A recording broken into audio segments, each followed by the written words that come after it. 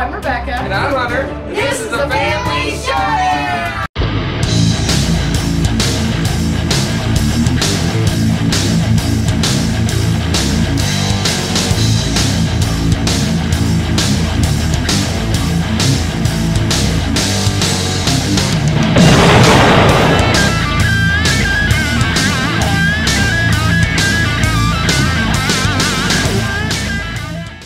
Howdy folks, welcome back to my top 100 games of all time. We're in the top half! 50 to 41. I'm Hunter. This is my comrade in arms, Rebecca. Let's preview the list. We got 6 that went down, 2 that went up, including the biggest gainer of 72 spaces. Wow. So we're gonna solve that mystery today. I think I know what it is. And 2 new games. I have a guess. Well, let's see what your guess is when we get to it. Because it's the last one. So you got to wait through the whole thing to find out what the mystery is. So I can't blurt it out right now? Nope. This is going to be wrong anyway. My number 50 was my number 39 last time, 33 before that. So it's hanging on. You know why it's hanging on? Because it's good? It's the goodness that is Stefan Feld and Bruges. Bruges is quite pretty. This one got a little bit of punitating, but not a lot. It just went down a little bit. Punitating? So this one is your regular point salad, but it has one of my favorite mechanisms in board gaming, and that is multi-use cards. And this has got multi-use cards on steroids because your cards are not used for one thing, 2 things. Not 3, even 3, 4. No, 6 different things. Your cards can use 6 different things. Let's see if I can remember. We haven't played this in a long time. Let's see if I can remember what all 6s are. You can get workers. You can get money. You can build canals. You can build a building. You can get rid of the plague or curses or whatever you get, whatever that punishing thing you get. Or you can build the actual card itself, which is a person. 6 different things. Crazy. I like this one. It's got dice drafting. You draft the dice for your actions. Like I said, your cards are used for a million different things. It's got a lot of racy type things. You're trying to build like the most canals or have the coolest whatever you got, whatever your fame or fortune or prestige or whatever they call it. Prestige. And building out your buildings. You're building an engine of different people that give you different superpowers. It is just a cool, fun, point salad-y goodness. I like the box art, too. The box art? Yes. It's clear that this guy hit a sour note, because look at the dog's expression. That dog heard a bad note. What did you with box art? It's awesome! Okay, any of these Euro games, they're hysterical. Well, since we're looking up things, let's look up the cute little board. It's got such a cute little board. Actually, the board's really cool. I really like this board. It's so cute! But there's so much going on with it. Look how cute that little board is. It's so cute. These are, oh my gosh, you're building things here. You're doing places here. There's, I don't remember. Dice. Dice are going here, that's right. There's stuff going on all over this. And you're And you have completely unnecessary back of the board art.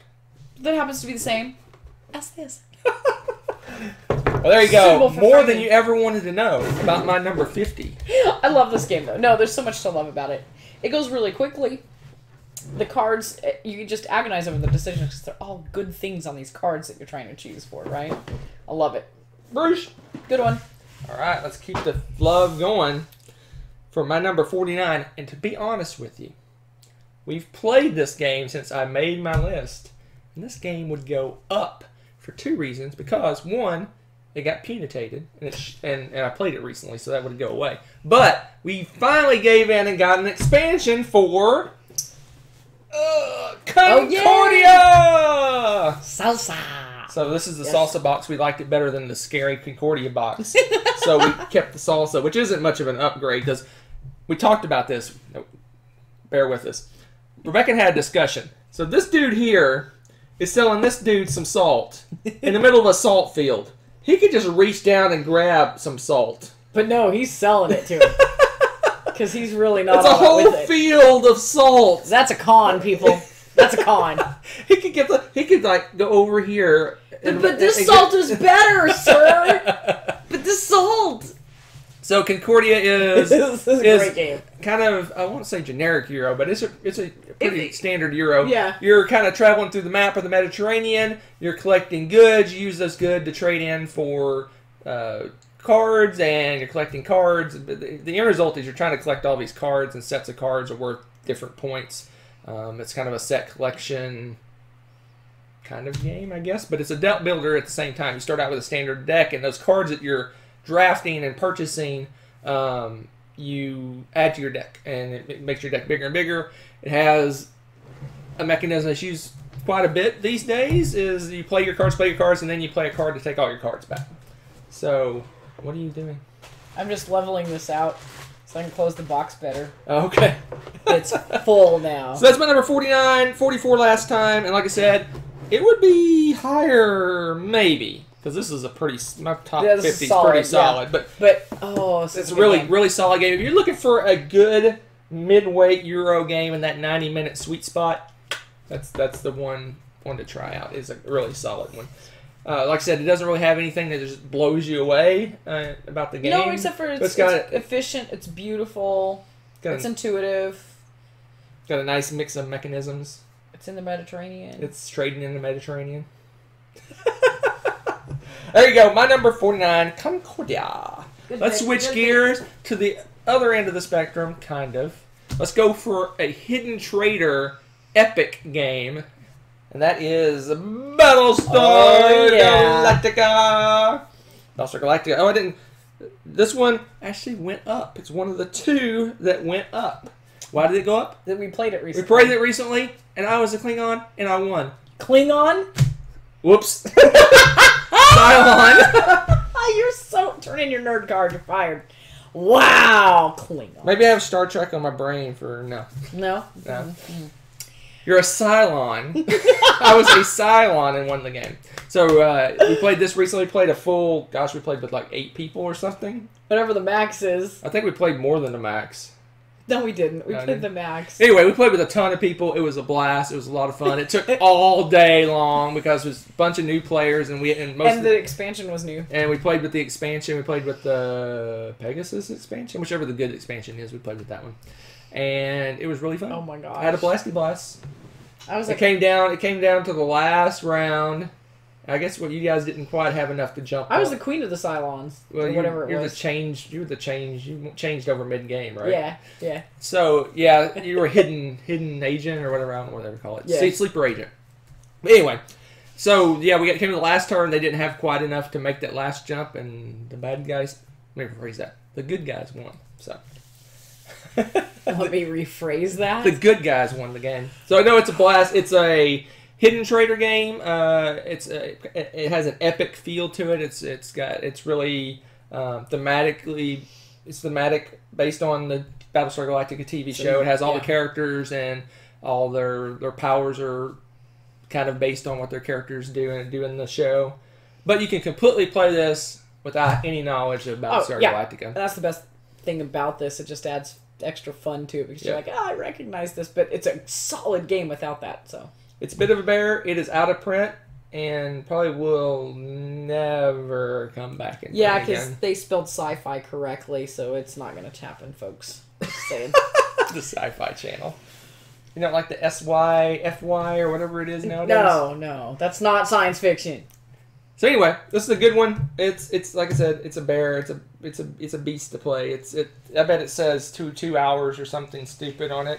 Something stupid. Where's it at? Something stupid. I'm looking 2 to 3 hours. Or something stupid. Nah. I'm pretty sure that's what it says. Yeah, it's not 2 that's to 3 hours. That's a lie. If you're brand, I mean, if you played it a lot and you don't talk very much, I guess you can fly. Yeah, if you don't have fun and play it quickly, you might get it done in 3 hours. Yeah, if you do it right and you talk and banter and stuff, yeah, it's going to take over. It really is really solid hidden trader game. Yeah, because really, I mean, for it to stay this high on your list and we don't get to play it, but rarely, I mean, that speaks a lot about how good the game is. Yeah.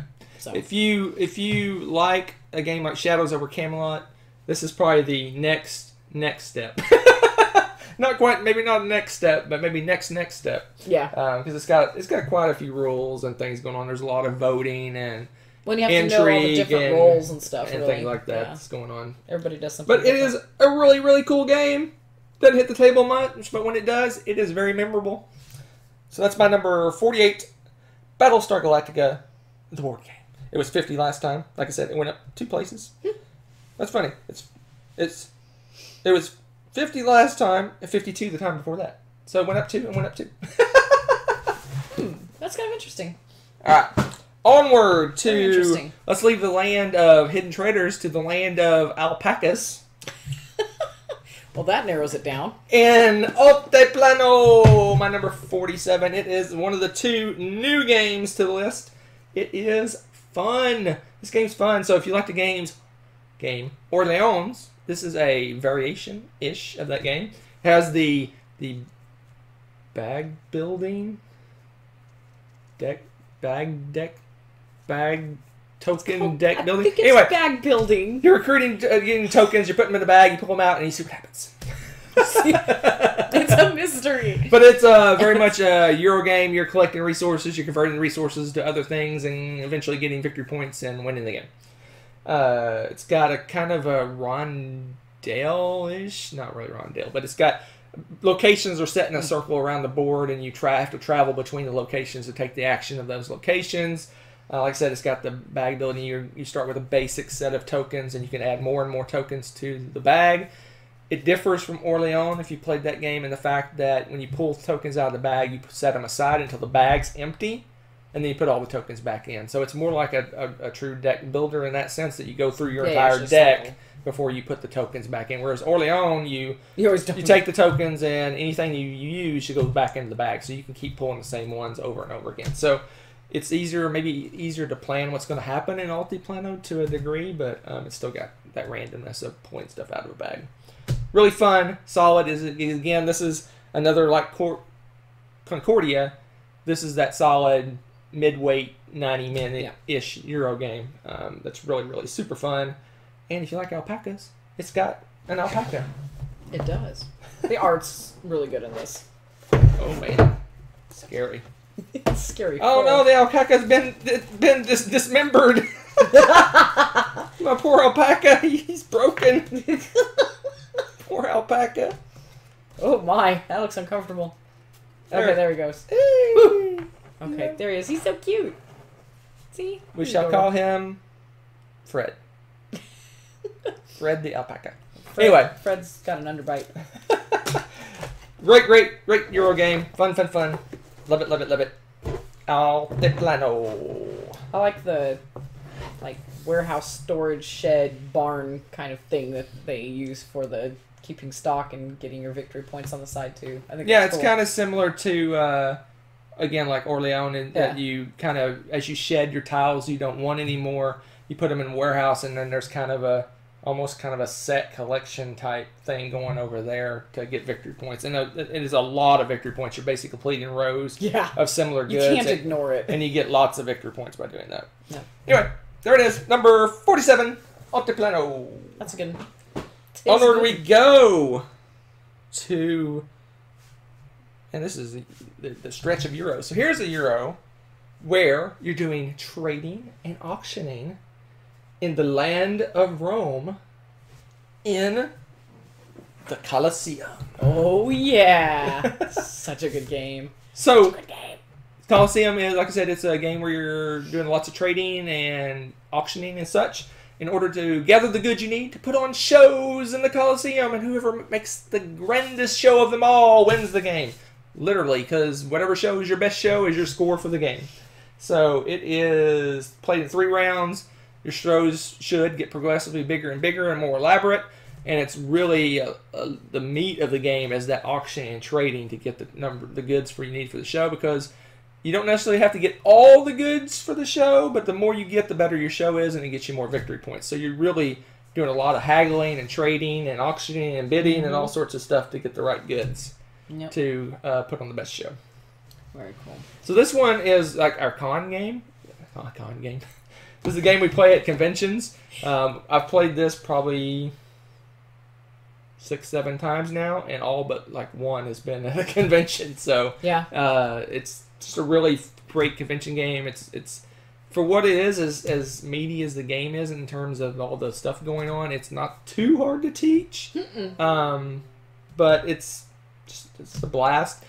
It's set on our shelf of shame forever Because it takes 3 players to play. But we eventually got it played. And it's totally worth it. And this is the reprint.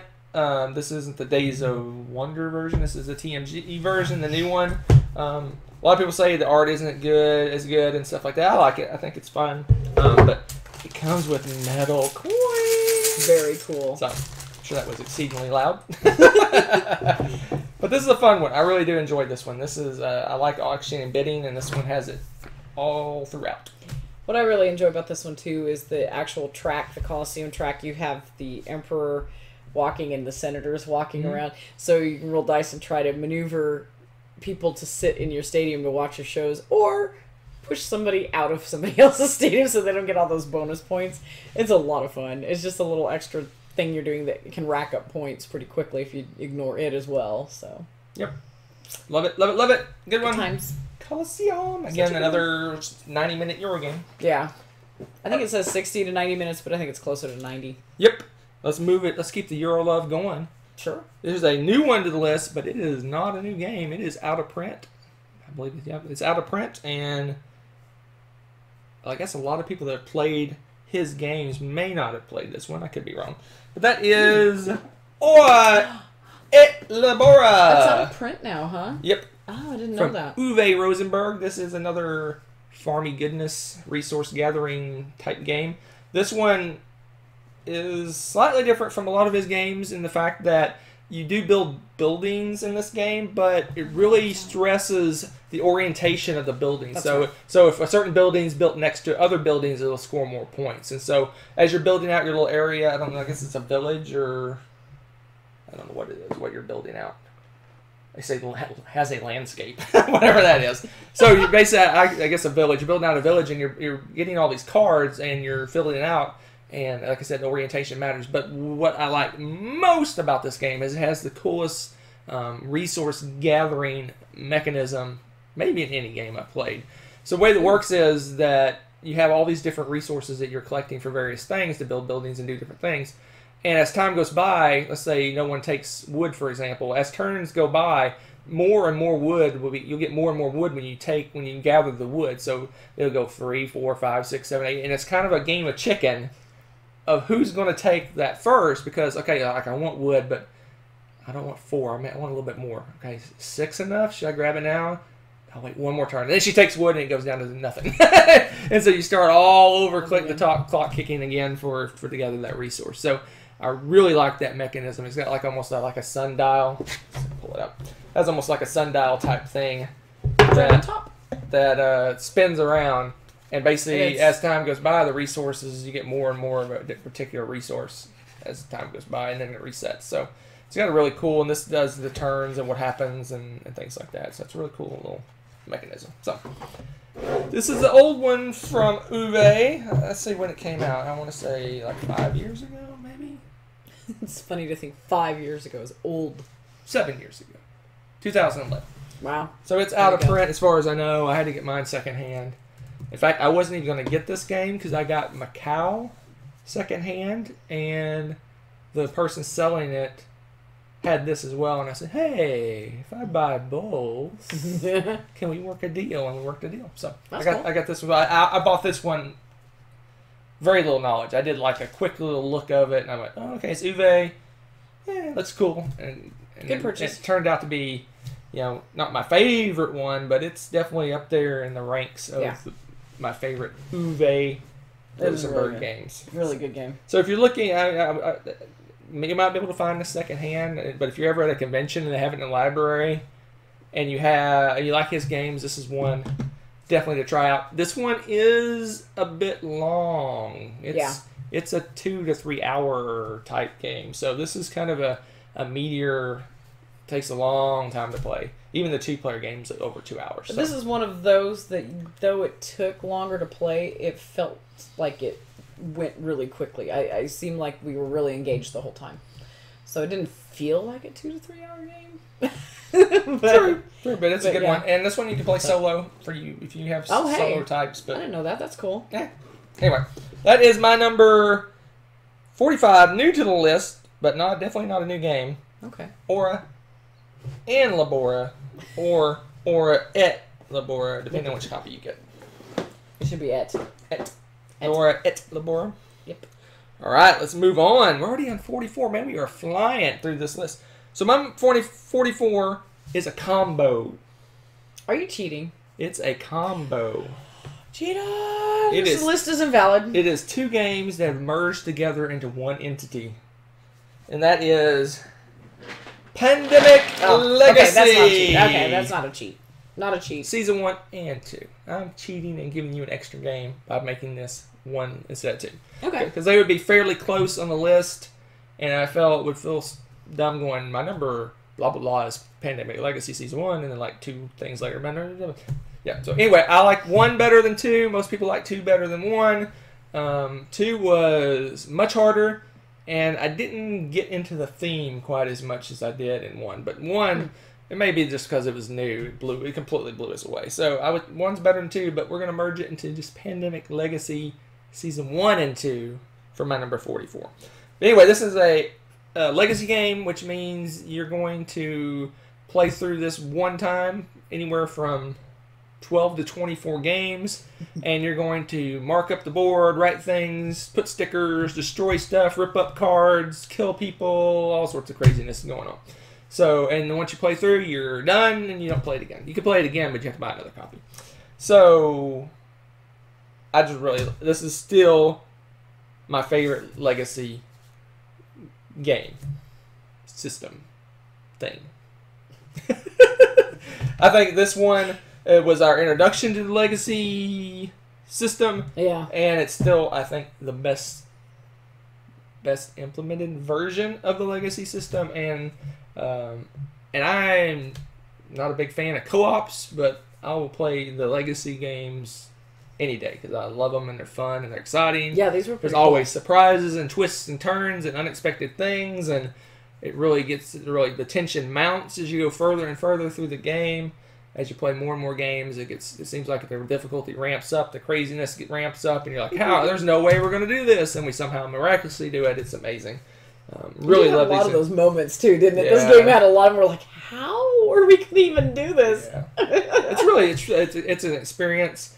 It's worth getting, 2 to 4 people together. I guess you could play it by yourself, but 2 to 4 people together and play this. And we play it 2-player with 1 character each, and it works just fine. Mm-hmm. Some people play 2 players with 2 characters, which is fine too, but I like having 1 person. In fact, we usually play the same person the whole game.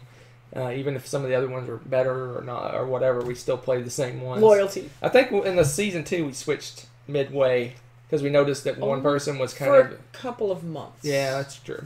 But anyway, wonderful experience. I'm hoping there's a season 3 because I'll be first one in line. Well, I probably won't be first one in line because it usually come out at conventions. I'll be right there in line. Right there in spirit. For the next one if it comes out. I don't know if there's a 3rd one planned or not, but I'm very excited. Anyway, awesome game. Awesome experience. Yes. Amazing. Pandemic Legacy, Season 1 and 2. That's a good cheat. That's a good cheat. And Pandemic Season 1 was Season 1 alone was my number 17 last time. And it was 6 the time before that. But I think these are just going to go down because they're... But you can't play them again unless you... But you already know all the surprises and stuff, so playing it over isn't quite the same. Yeah, if you're looking at... if you're just looking for overall experiences, it would probably be in my top 10 maybe gaming experiences, maybe not. But you know what I mean. Yeah. All right, let's move on to one of my comrade in arms' favorite games. She may have grown a little bit to this, only 43. But I do love 50. me some Istanbul. Yay! I love Istanbul. Istanbul. This game is a blasty blast. This one is fun. We have all the expansions. We played the mega version with everything included, which is awesome to play. Amazing. It is a blast. We held off getting the expansions for a while, but we bought one. We're like, ooh. So we bought all of them. And now we play the mega, I think it's 5x5 grid. Oh, it's stupid craziness. Huge. Yeah. Istanbul is a game where you're trying to collect a certain number of gems. First one to get a certain number of gems wins the game. Sounds easy, but there's a lot to that. Much more. And basically, you have a grid of locations, and you're going to travel to different locations and take the action of those locations. It may give you resources. It may let you deliver some letters. It may let you gamble. It may let you get some resources. It may let you buy a wheelbarrow, let you carry more resources, all sorts of craziness. But it's got a cool mechanism that when you move, you drop off the little discs, and you have to basically, if you run out of discs, you can't go anymore, so you have to backtrack or go back and reset and get all your discs, their assistants back together. So it's kind of worker placement-ish. It's more like really you move to take actions, but you're limited in how far you can move. So you kind of got to plan out your strategy of what am I going to do in this section of the board, and then I'll move over here and do some stuff over here. You can't just go, I'm going to do this one, and then I'm going to go over here and do this. You got to really plan how you're going to move. It's like kind of a flow to it, how you move across the board to do the actions. And there's many different ways to collect those gems. So you really have to kind of think, okay, what am I going to do this time to maximize the efficiency of getting those gems? And there's many different ways to win the game. So. And you can also employ a corrupted, like, your relative, cousin, your nephew. We always say it's our, like, what do we call them? What do we always call them? The scumbag cousin or something like that. He goes to the jail. You bail him out of jail and send him to go do errands for you, but the other players can, like, basically call the cops on him and send him back to jail. It's the strangest mechanism, but it's hysterical. And it works great if you've ended up somewhere in a corner and you need to do something, and send your, strange cousin to go get those things for you. I love it. It's a great game. I really enjoy it. And again, we're in the sweet spot. Let's see what this one says. Isn't it like 90 minutes? 40 to 60 minutes. 40 to 60 minutes. So it's about an hour. So it's a quicker game. If you play the mega game, I think it takes maybe a hair longer, but you play it enough, it goes fast. But try out the base game if you love it. The expansions are awesome, and playing like I said, the mega. What do they call it? It's coffee and. No, it has a name for playing everything. Oh, does it? Oh, I didn't know that. I forget what the name of it. It has a. I just like that the expansions added things to it. You've got coffee and postage. I don't remember what the. Letters and seals and mocha and bakshish. Oh, that's right. That's right. Bakshish. So let's see what it says about the mega plays. Yeah, I'm curious what it calls. That's true. Oh, and there's the camel. Oh, that's an expansion. Some little expansion thing. Oh yeah, we played with that. And look, it's shiny. The little shiny gems. Ooh. What do they call it? I don't know. I'm curious now. You got me. I know. I want to know, but now I can't. Oh, one of the things too is requests. You can do like order requests. You can fill orders. You purchase a certain amount of things and put them somewhere, or purchase some and sell them, and you can do gambling. There's so many different ways, different set collections. I love the different ways that you can earn your way to a gem in this game. It makes me sad. I don't know what this is called. I don't know what you're doing, yeah. I don't know what it is. These are both 4x5s. Make your way across a track. You have to visit it a certain number of times and leave certain things. I'll never know now. Oh, man. Someone in the comments going to say, and I want to feel like I don't know what I'm talking about. There's a name for using everything. The mega game. The mega game. But this game, yeah, honestly, it took us a long time to get the expansions, too, because we just love the base game. The base game's a blast, and it's so much fun. So you can get plenty of mileage out of the base game without even getting the expansions. So that's letters. But if you really love it and enjoy playing it over and over, it's worth the investment to get both. The Great Bazaar variant. I can sleep at night. Wow, really? That was kind of a letdown. The Great Bazaar variant. Meh. That's not as cool of a name. That was a lot of delay for not much payoff, yeah, huh? Istanbul, it was a little bit disappointing. The Great Bazaar variant. It should have been like the Mega Monster Universal Meganess. Well, that's what we call it. So. Yeah. There you go. More than you wanted to know, and maybe a lot of dead air. Woo! Number 43, Istanbul. It was my 38 last time. It was 50 the time before that, so it's kind of hovering around this area. I like that. Woo! All right. Let's go to a big box of cardboard. We haven't done that already? No, this is a big box of cardboard. Ooh. My number 42. Oh. It's a workout. Oh. A feast for Odin. A feast of cardboard. So this is... our buddy. Uwe Rosenberg taking every game he ever made and putting it in one game. So it's got worker placement, like 60-something places or some crazy number of worker placement spots. It's insane. It has the board where you fill in Tetris style, all the pieces like patchwork, and it's got all sorts of craziness. So I'm going to open this thing up just to show you. Upgradable parts like Lahoff.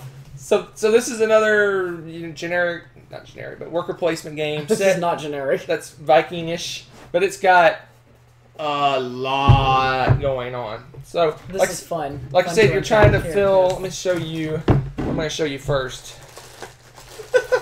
This is crazy. I get all this crap out of the way. So here is the token holders. They did give you a good insert for good reason. So these are token holders. There's 4 there. So it's all those are different goods, and they're two-sided. Then you got... That's 2 sets of trays, right? Yes, and then you got down here, all these are different goods, and they're two-sided. Then you got... What's all this? A whole bag full of special goods that are all weird shapes. And craziness. So here, let me show you what your board looks like. Which board? Your starting board. Oh, okay. This is your player board. So here's the player We're board. never getting this all back in. This is over here is where you fill your pieces in. So you got like a grid and you fill it in. Tetris. And there's rules on things can't touch other things, and you can't cover certain areas until you do certain things. But it's got all these minuses, like a bazillion minuses, if you don't cover up this whole board. But if you do cover this board up, then you can draft new boards to put more stuff on. And if that's not enough, you can draft another board. That's not board. Draft another board to put stuff on. Anyway. Yeah, this is. We are so not going to pack this up. And here's the special tiles I was talking about. There's all the different shapes. Yeah, you can see them all. All the different shapes of tiles and stuff. So you can go. Here's the board, the player board. It looks innocently enough. It's really small. Look how small it is. Every one of these spots, little spots, oval-looking shaped things, is a different worker placement location that you can go to. And if you look, there's columns. There's sort of columns. There's 4 columns. And if you go in the first column, right here, it takes 1 worker. And the second column's 2 workers. The third column's 3 workers. And the fourth column's 4 workers. So the actions become more and more powerful. You go over here. So this is like, do I want to do a bunch of little wimpy little actions? Or do I want to go, whoa, put a big, massive action with lots of workers? It is a lot. It is, I would say it's as heavy as Euro game. Well, physically, it definitely is. So that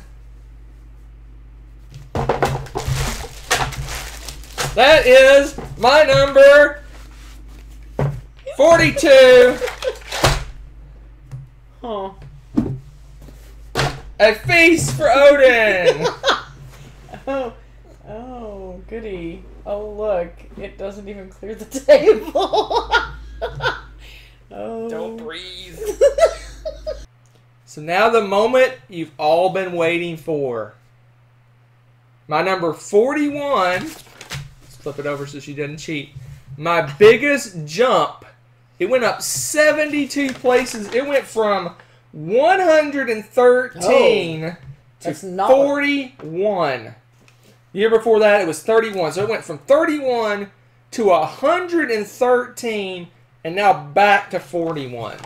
What in the world? I was going to say Champions of Midgard, but... Champion of Midgard's been in my top 10. I know, that's what... It would never have... No. Why do you think Champion of Midgard was never down in the... It's never even been in the 20s. That's what I was saying. It's never... Wow. Was it even in the 20s? What would that be? So here's the deal. I'm gonna like describe it, and then you guys can guess at home what it is, and then Rebecca can guess when she thinks she knows it. So this game is a very similar version of a different game. For whatever reason, I got it in my head that it was much worse than the other version of this game. They're very similar. But then we played it again, and I'm like, oh my gosh, this is a great game in its own right. It's kind of a trimmed down version of the other game that I'm not going to name because it'll give it away. It's a trimmed down version of this other game, but it has a lot going on. It's still fun. It is, like I said, seems more streamlined. It's more oriented towards the combat side of the game. It's still fun. It's quicker. It's easier to teach. It's easier to set up. But it is definitely a lesser version of the other game. And I think between my list from 2016 to my list in 2017, we did not play the game.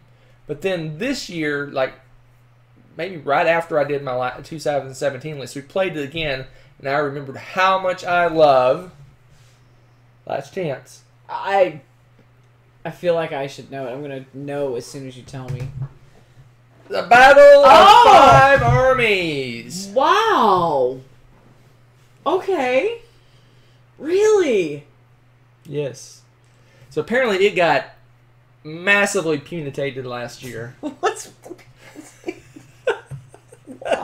So I guess when I made my list last year, I just had it in my head that it just wasn't as good, and I would, and to be honest, I would take the other game that shall but not be named to play over this. If I'm ever given a choice, I'm going to pick the other one. Okay. But this one plays, like I said, it plays faster. It's true. Easier to set up. It's easier to relearn, and you jump right into the action right off the bat. Okay.